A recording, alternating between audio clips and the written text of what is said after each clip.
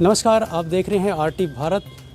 आज जिस प्रकार से यमुनानगर के गांव मंधार का एक मामला सामने आया है, जहां पर एक आरटीआई एक्टिविस्ट सरदार गुरविंदर सिंह की हत्या की मामला जो है एसपी महोदय द्वारा उसका खुलासा किया गया है कि उसकी जो हत्या है आरटीआई मांगने पर की गई थी, ऐसा कुछ कहा गया है। और एसपी महोदय द्वारा जो है इस बारे में कहा गया कि आरटीआई जो एक्टिविस्ट थे उनके द्वारा एक आरटीआई मांगी गई थी पंचायत से संबंधित, तो उसको लेकर रंजिशन जो है उनकी हत्या जो है की गई है।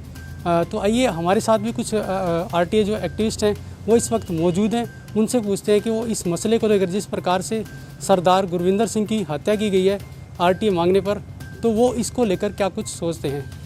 जी, हमारे साथ इस वक्त मौजूद है वरियाम सिंह जी, जो सामाजिक कार्यकर्ता भी हैं और लगातार जनहित की मुद्दों को लेकर जो है वो लगातार कई प्रकार की जो है जनहित याचिकाएं भी कोर्ट में लगा चुके हैं। इसके अलावा भी जो है आरटीआई विभिन्न प्रकार की जो आरटीआई हैं जनहित में वो भी लगा चुके हैं। तो पूछते हैं उनसे कि वो इस मसले बारे क्या कुछ सोचते हैं। जी वरियाम जी, आप बताइए, जिस प्रकार से ये मामला सामने आया है उसको लेकर आरटीआई एक्टिविस्ट में क्या सोचा इसको लेकर। देखिएगा, ये एक बड़ा सोच का विषय है और बड़ी दुखदाई घटना है कि किसी जनहित आरटीआई एक्टिविस्ट के ऊपर इस तरह निर्मयी जो हत्या हुई है।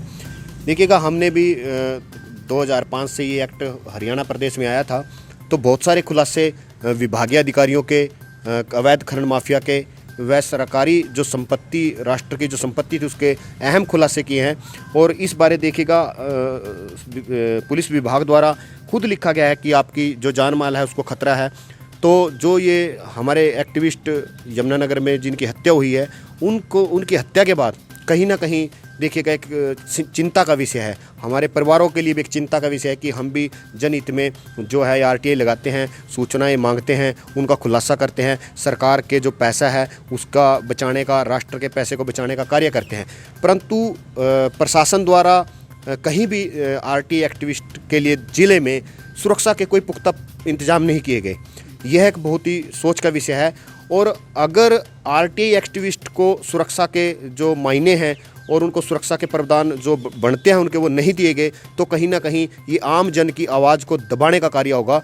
अगर सरकार चाहती है कि भ्रष्टाचार उजागर हो, लोगों के खुलासे हों और भ्रष्टाचार सरकार के सामने आए और उन पर कार्रवाई हो, तो मेरा मानना है कि हमारे ज़िले में नहीं, हमारे प्रदेश में, देश में जितने जनहित आरटीआई एक्टिविस्ट हैं उनकी सुरक्षा के, उनके जो पुख्ता इंतज़ाम हैं वो प्रशासन को करने चाहिए, ताकि आरटीआई एक्टिविस्ट जो है बिना डर और बिना भाव के वो जो है आरटीआई लगाए और भ्रष्टाचार के खुलासे करे और अपने आप को सुरक्षित महसूस करें। वरियाम सिंह जी, अगर बात की जाए, जैसे आप आरटीआई लगाते रहते हैं समय समय पर, क्या कभी ऐसा आपके साथ भी ऐसा कुछ सामने आया कि आपको धमकाया गया है या कुछ इस प्रकार का, ऐसी कोई बात सामने आई है आपके भी? देखिएगा, मैंने अवैध खनन को लेकर के बहुत सारी जनहित में आरटीआई लगाई हैं। उसी को लेकर के एक 2017 में मेरे पीछे कुछ बंदूकधारी लोग भागे थे और उनकी जो इंटेंशन थी वो मुझे मारने की थी। उस बारे मैंने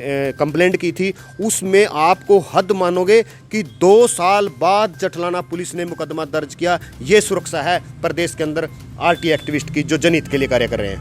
बिल्कुल, देखिए, जैसा इन्होंने बताया कि एक आरटीआई एक्टिविस्ट जो कि जनहित के लिए जो है जो इस प्रकार की आवाज़ उठाता है, अगर उसको इस प्रकार से दबाया जाएगा तो वो आवाज़ किस प्रकार से बुलंद होगी। आइए, एक और जो आरटीआई एक्टिविस्ट हैं रादौर के, उनसे भी हम आपसे रूबरू कराते हैं। भटला जी हैं, जो लगातार जो हैं कई प्रकार की जो है इन्होंने आरटीआई रादौर में लगाई है। तो इनसे पूछ लेते हैं कि वो जो जिस प्रकार से ये मसला हुआ है सर, तो उसको लेकर क्या कहते हैं। देखिए सर, जैसे ये निर्मम हत्या हुई है उससे हम लोगों में असुरक्षा की भावना है। प्रशासन को चाहिए कि हमारे भी सुरक्षा के लिए कोई इंतजाम करे। जो हम जनहित के लिए मुद्दे उठाते हैं, सरकार हित भी है उसमें। सरकार का जो पैसा अधिकारी लोग अपने फ़ायदे के लिए दाएं बाएं इस्तेमाल करते हैं, हम उसको सही तरीके से लगवाने की प्रयास करते हैं। इससे सरकार का फ़ायदा होता है जी, जनहित का फ़ायदा होता है। अब ये तो जिम्मेवारी सरकार की बनती है कि हमारी सुरक्षा, हमारे परिवार की सुरक्षा का वो ध्यान रखे। बिल्कुल, देखिए, जिस प्रकार से आरटीआई एक्टिविस्ट से हमने आपसे बातचीत कराई, तो उनका साफ कहना है कि अगर एक आरटीए एक्टिविस्ट की अगर इस प्रकार से निर्मम हत्या की जाएगी तो जो दूसरे आरटीए एक्टिविस्ट हैं उनके हौसले कहीं ना कहीं पस्त जरूर होंगे, क्योंकि जिस प्रकार से ये हत्या की गई है तो ऐसे में सरकार को एक कानून बनाकर, कानून के तहत एक ऐसा कानून बनाना चाहिए कि आरटीए एक्टिविस्ट की जो है इनको सुरक्षा प्रदान की जाए, ताकि कोई भी आरटीए एक्टिविस्ट जो है बेझिझक होकर जनहित में जो है कोई भी जो मसला है वो उठा सके।